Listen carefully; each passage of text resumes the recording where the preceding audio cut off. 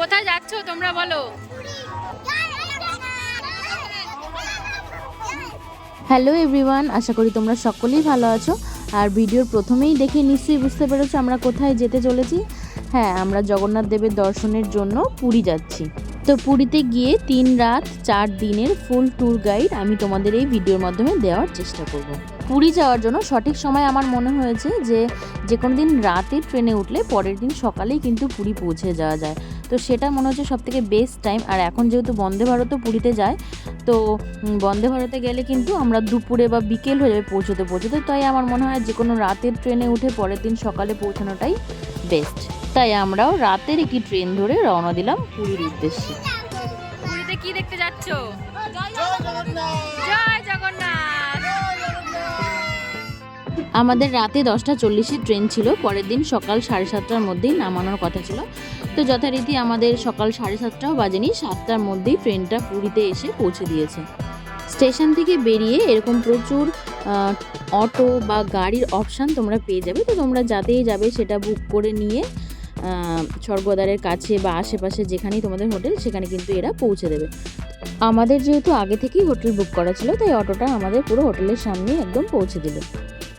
এই যে স্বর্গদ্বারের একটু পরেই আমাদের হোটেলটা ছিল। তো তোমরা দেখতেই পাচ্ছ আমরা যথারীতি হোটেলে পৌঁছে গেছি। তো হোটেলের বাইরে দিয়ে ভিউটা কিছুটা এরকম। হোটেলটার নাম ছিল রাজ হোটেল। আর এই হোটেলের ভেতরে ঢুকতেই এরকম ছোট্ট মতন সুন্দর গার্ডেন করা ছিল। আর ভেতর দিকটাও এরকম গার্ডেন এরিয়া মতন করা ছিল, যেখানে বাচ্চারা একটু খেলাধুলা করতে পারবে। আর হোটেলের ব্যালকনি থেকে এই যে ভিউ ছিল, পাশে এই হোটেলগুলো ছিল। আর একদম ব্যালকনি থেকেই সমুদ্র দেখা যাচ্ছিল।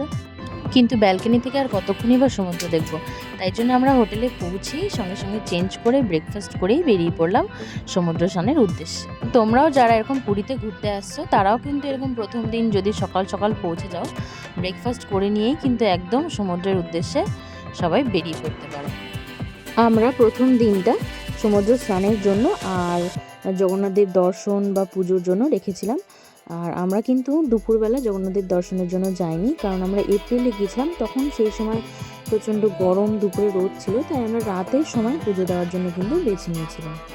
তাই বাচ্চারাও কিন্তু যতক্ষণ খুশি ওদের ইচ্ছে মতন বেশ খেলাধুলা করলো। আর আমরাও আমাদের মন মতন করে স্নান, লাঞ্চ সব কিছু সেরে দুপুরে একদম ভাত দিয়ে আমরা সন্ধ্যার পর কিন্তু পুজোর জন্য বেরিয়েছিলাম। বেরিয়েছি সন্ধ্যাবেলা পুজো দিতে বেরিয়েছি।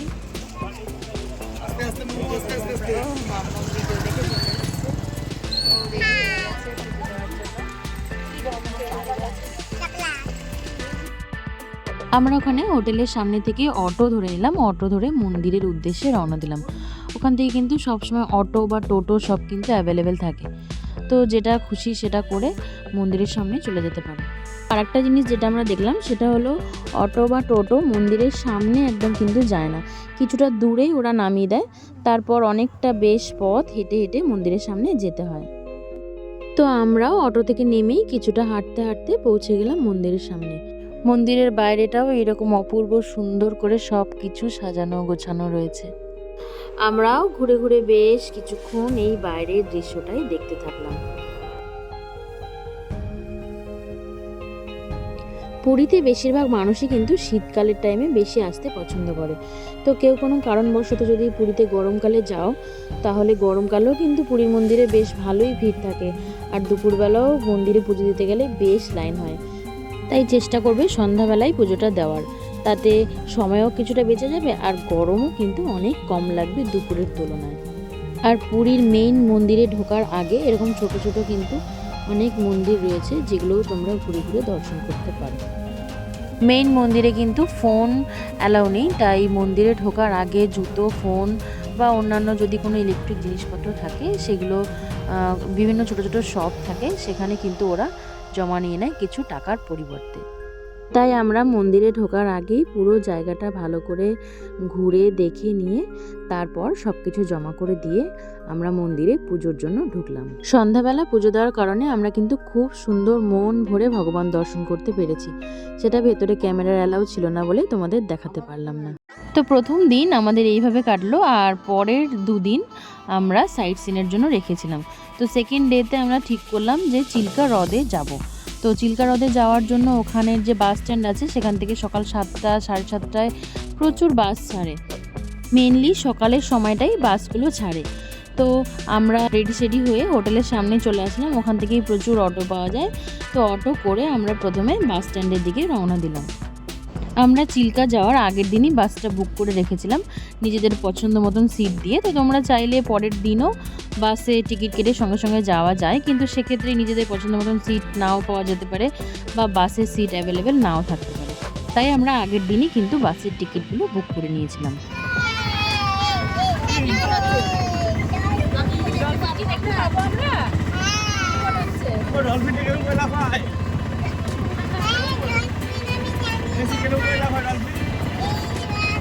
দেখা যাক ডলফিন দেখতে পাই কি না আমরা। আজকে সব লাইন দিয়ে বাস দাঁড়িয়ে রয়েছে।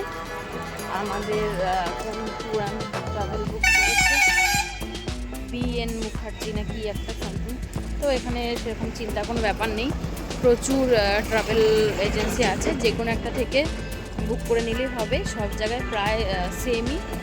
আমাদের এসি বাস বুক করেছে 3.5 টাকা করে পার হেড লেগেছে টিকিটেই।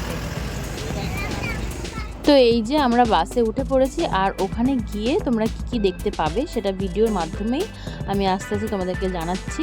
আর সব বাসগুলোই ব্রেকফাস্ট করার জন্য মাঝখানে রাস্তায় একবার স্টে করে। তো সব মিলিয়ে আমাদের ওখানে পৌঁছতে 1.5 ঘন্টা মতন লেগেছিল।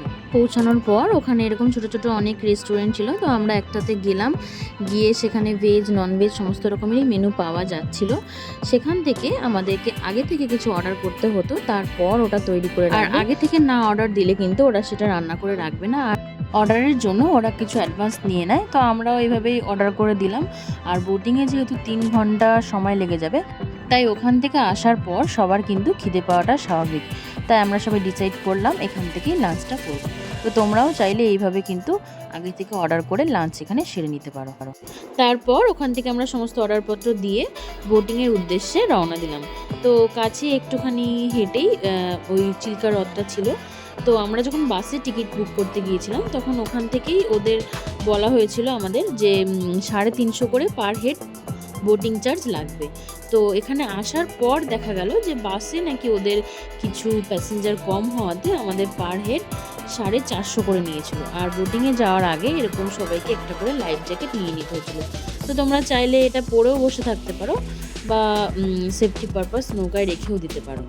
কেউ যদি ট্রাভেল এজেন্সির সাথে ওখানকার না গিয়ে পার্সোনাল কারে বা অন্য গাড়িতে যাও, তাহলে কিন্তু ওখানকার বোটিং যে চার্জ সেটা 4000 থেকে 5000 পার বোট ওরা নিয়ে থাকে। তখন আর পার পার্সন ওটা কাউন্ট হয় না, পার বোট ওরা এই চার্জটা কিন্তু করে থাকে। এই বোটিং চার্জটা কিন্তু সিজন অনুযায়ী আপ ডাউন হয়। এই যে কথা বলতে বলতে আমরাও বোটে উঠে পড়েছি, আর আমাদেরও বোট কিন্তু রওনা দিয়ে দিয়েছে। প্রত্যেকটা বোটে এরকম সুন্দর ছাউনি করা ছিল যাতে ছাওয়ায় বসা যায়। তো গরমকাল হলেও কিন্তু বেশ সুন্দর হাওয়া দিচ্ছিল। আমার তো ভীষণই মজা হচ্ছিল, আর বাচ্চারাও কিন্তু বেশ আনন্দ পাচ্ছিল, কারণ ওরা শুনেছিল ওরা ডলফিন দেখতে যাবে। তো দেখা যাক আমরা ডলফিন দেখতে পাই কিনা। তারপর এই পুরো হ্রদটা বোটিং করতে করতে মাঝখানে একটা পাড়ে এসে দাঁড়ালো। সেখানকার স্থানীয় যারা বাসিন্দা ছিল তারা এরকম কিছু লাল কাঁকড়া এনে আমাদের দেখাচ্ছিল। ওরা বলছিল এই কাঁকড়াগুলো নাকি কেমোথেরাপির জন্য ব্যবহার করা হয়। তারপর একটা মজার জিনিস দেখো, সেটা হলো ওরা এরকম গামলা ভর্তি করে কতগুলো ঝিনুক নিয়ে এসেছিল। ওরা বলছিল যে ঝিনুকের মধ্যে নাকি অরিজিনাল মুক্তো আছে। আমি জানি না এগুলো আদৌ অরিজিনাল কি না।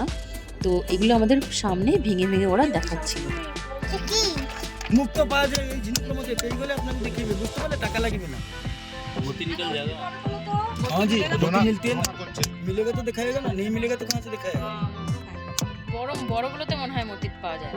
তাহলে তো বড় খুঁজতে যায় আজকে বড় খুঁজবে সবাই, বড় নাই ছোট নাই, যার মধ্যে 5 নক্ষত্র বৃষ্টি জল চলছে তখনও মুক্ত হয়। তো এইরকম করে বেশ কিছু ঝিনুক আমাদের সামনে ভেঙে ভেঙে ওরা দেখাচ্ছিল। তো সব ঝিনুকে পাওয়া যাচ্ছিল না, তারপর অবশেষে কিন্তু একটা ঝিনুকে মুক্ত পাওয়া গেল।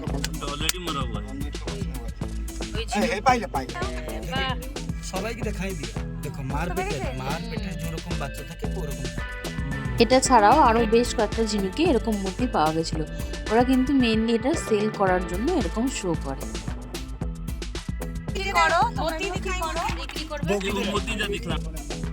এই যে মুক্ত পাওয়া গেছে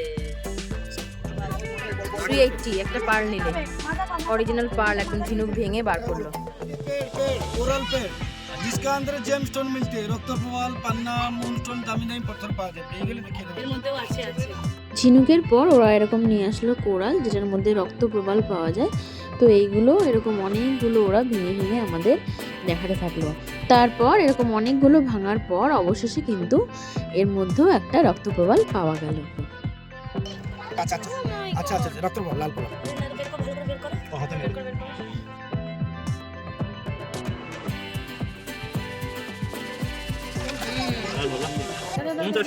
रेड कोरल मंगल के लिए, मूंगा मंगल के लिए, शरीर के लिए, स्वास्थ्य रहने के लिए, शरीर के लिए, स्वास्थ्य रहने के लिए।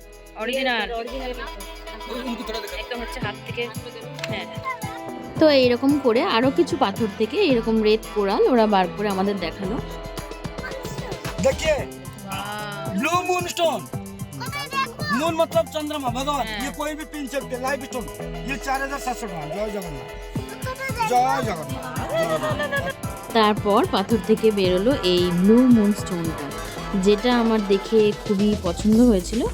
আমি সত্যিই জানি না এগুলো আসলে অরিজিনাল কি না, তবে ওখানকার যে নৌকা চালকরা ওরা বলছিল যে এটা নাকি মানে চাষের মাধ্যমে প্রসেস করা হয়। ওরা এটা জলের মধ্যে ফেলে বিভিন্ন রকম পরীক্ষা করে দেখাচ্ছিল। তো এটা আমার পছন্দ হয়ে গিয়েছিল, ওই জন্য আমি এটা একটা নিয়ে নিয়েছিলাম নিজের জন্য। এরপর ওখান থেকে আমরা চলে আসলাম ডলফিন দেখার জন্য, মানে ডলফিন দেখার জন্য যে স্পটে দাঁড়ায় সেই স্পটে আমাদের বোটটা দাঁড় করালো। আর ওই স্পটে ডলফিন দেখা যায় কারণ ওখানে বিভিন্ন জাল টানানো থাকে। তো ওই জালের মধ্যে প্রচুর ছোট ছোট মাছ বাঁধে, সেই মাছগুলো খেতেই ডলফিনরা ওখানে আসে। তো ওই জন্য ওই স্পটে ডলফিন দেখার জন্য আমরা সবাই ওয়েট করে বসেছিলাম। আমাদের বোটের চালক বলল যে ডলফিন মেনলি ঠান্ডার সময় বা রোদ যখন কম থাকে মেঘলা, তখন সাধারণত ডলফিন দেখার চান্স বেশি থাকে। তাও আমরা অনেকক্ষণ ওয়েট করার পর কিন্তু অবশেষে আমরা ডলফিন দেখতে পাইনি, কারণ আমরা গরমকালেও গেছিলাম আর সেদিন রোদও প্রচণ্ড ছিল। তাই অগত্যা অনেকক্ষণ ওয়েট করার পর ওখান থেকে আমাদের বোট ঘুরিয়ে আর একটা দ্বীপে আমাদেরকে নিয়ে যাওয়া হলো। এখানে এসে আমরা দেখলাম এখানেও কিছু দোকানপাট ছিল, মানে তোমরা যারা লাঞ্চ করতে চাও তারা কিন্তু এই পারে এসেও লাঞ্চ করতে পারো। আর তারপর এরকম একটা সরু রাস্তার মধ্যে দিয়ে আমাদের অনেকটা পথ হাঁটতে হয়েছে, তারপর আমরা কিন্তু ওই সমুদ্রটা দেখতে পেয়েছি। আর আরেকটা সাজেশন সবার জন্য, যারা মার্চ এপ্রিল মেতে যাচ্ছ তারা অবশ্যই মাস্ট হ্যাভ ছাতাটা কিন্তু রাখতেই হবে, না হলে এই গরমের মধ্যে এতটা পথ বালির মধ্যে দিয়ে হেঁটে হেঁটে যেতে কিন্তু অবস্থা খারাপ হয়ে যাবে। আমরা যেদিন গিয়েছিলাম সেদিন কিন্তু প্রচুর সন্ধ্যাবেলা ঝড় বৃষ্টি হয়েছিল, তাই আমাদের সেই পরিমাণে কিন্তু অতটাও কষ্ট হয়নি। তো যেন তেন প্রকারে আমরা হেঁটে হেঁটে এই পারে যখন চলে আসলাম, তারপর এই সমুদ্রের আওয়াজ শুনেই সব ক্লান্তি মিটে গেল। অপূর্ব সুন্দর লাগছিল দেখতে সব কিছু, আর প্রচণ্ড শান্ত পরিবেশ। আর সিজন যে সময় হয় সেই সময় কিন্তু এই সমুদ্রের যে চারপাশটা এখানেও কিন্তু প্রচুর দোকানপাট থাকে। তো যেহেতু ওই সময় সিজন চলছিল না, তাই একটা বা দুটো দোকান ওই যে দূরে দেখা যাচ্ছে ওখানে ছিল। আর আমরা ওখানে যেতে পারিনি, এই ছাউনিতে বসে আছি, বসে বসে সমুদ্র দেখছি। বসেছে বাবু হয়ে বসেছে। তো আমাদের দেখেই নিশ্চয়ই বুঝতে পারছো আমরা প্রচণ্ড টায়ার্ড, তাই আমরা কেউই আর ওই সমুদ্রের কাছে যাইনি। আমরা দূরে এই ছাউনির তলায় বসে বসে সুন্দর দৃশ্য উপভোগ করছিলাম। তারপর বেশ কিছুক্ষণ সময় এখানে কাটিয়ে আমরা আবার ওই বোটের উদ্দেশ্যে ফিরে যাই। পুরো এই চিল্কা হ্রদটা বোটিং করে ঘুরে ঘুরে আমাদের কিন্তু বেশ লেগেছে। তো তোমরা যারাই পুরীতে আসছো তারা অবশ্যই জগন্নাথ দেব দর্শন তো করবেই, তার সাথে সাইট সিনের জন্য একদিন কিন্তু এই চিল্কা হ্রদটাকে প্ল্যানে রাখতেই পারো। তারপর এখান থেকে আমরা ফিরে যাই। আর ডে 3-তে আমাদের প্ল্যানে ছিল যে খণ্ডগিরি, ধবলগিরি, উদয়গিরি যে সাইট সিনটা আছে ওই দিকটা ডে 3-তে কমপ্লিট করার। কিন্তু আমাদের সাথে যেহেতু দুটো বাচ্চা ছিল, তাই বাচ্চাগুলোর একটু শরীরটা খারাপ করে যাওয়াতে আমরা ডে 3-র প্ল্যানটা ক্যান্সেল করি। ওটা আর আমরা যাই না। সন্ধ্যাবেলায় আমরা ওখানে লোকাল মার্কেটে একটু ঘুরতে বেরিয়েছিলাম। তোমরা কিন্তু তোমাদের ডে 3-র জন্য এই সাইট সিনগুলো রাখতে পারো। আমরা আশা করি পরের বার আসলে এই বাকি সাইট সিনগুলো করতে পারবো। বাচ্চাগুলো যেহেতু বাসের ধকল আর জার্নি নিতে পারছিল না, আমাদের সাইট সিনটা ক্যান্সেল হয়েছিল, তাই আমরা তৃতীয় দিন ঠিক করলাম অন্য কোথাও সময় নষ্ট না করে সারা দিন আমরা এই সমুদ্রে আনন্দ মজা করবো। বাচ্চাগুলো কিন্তু ভীষণ মজা করেছে। তো এইভাবেই সকাল থেকে দুপুর পর্যন্ত সারাটা দিন আমাদের সমুদ্র স্নান করে কাটলো।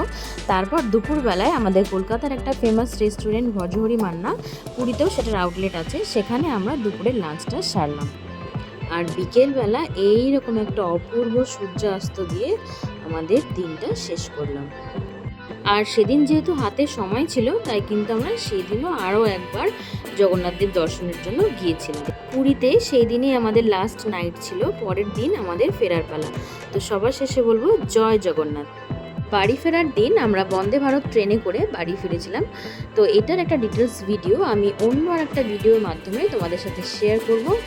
টিল দেন তোমরা সবাই ভালো থেকো, টাটা, দেখা হচ্ছে নেক্সট ভিডিওতে।